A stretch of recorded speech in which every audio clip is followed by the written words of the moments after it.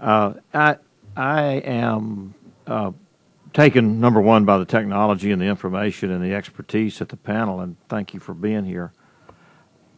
As a businessman, there's something wrong here when we are not attracting private capital. Cargill, largest privately owned company in the world, should be a source of capital. Exxon should be a source of capital. Microsoft and many, many others, and hedge funds and venture capital funds that look for opportunities that they see with great potential in the future and would love to invest in. Why do you think they are reluctant to invest in this area of energy production? I believe we are confronting a problem of public good. This is a classic public good problem that warrants government intervention. If we look at the benefit that the ethanol program has created for the country, there was an excellent analysis done by Merrill Lynch about 8 or 9 months ago, showing that the mere presence of the 9 or 10 billion gallons of ethanol in the nation's fuel mix helped to keep fuel prices, gasoline prices, about 15% lower than they would otherwise have been last year when we had that shocking episode of nearly $150 oil.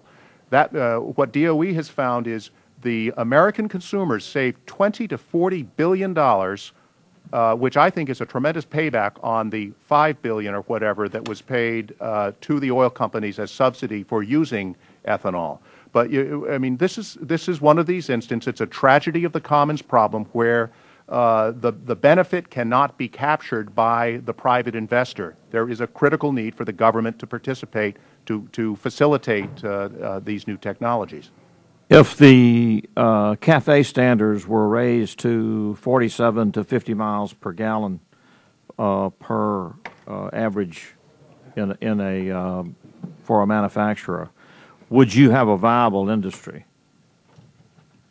Oh, I think we need to do everything we can looking out into the future.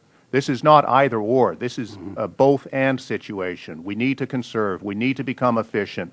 We need to electrify. We need to do everything, reconfigure our communities. But at the end of the day, there will be a significant residual demand for liquid fuel that today is provided by petroleum, that in the future needs to be provided by cleaner fuels as our petroleum supplies play out and as we come to grips with the necessity to reduce carbon emissions. And if we had a 2-year drought that reduced the baseline product, what would we be looking at as far as our industry is concerned if we became dependent for 20% of our fuel on biofuel or biodiesel?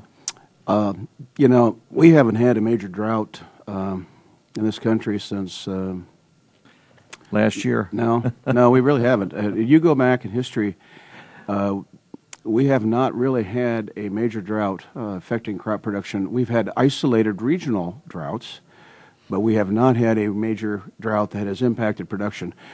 We had problems a couple years ago, but we have still produced in the last 2 years the 13 billion and 12 billion respectively, the two highest corn production years in history. And sure, there are going to be some ups and downs, but to say we're going to have 2 years back-to-back major drought, you look back historically, that just has not happened.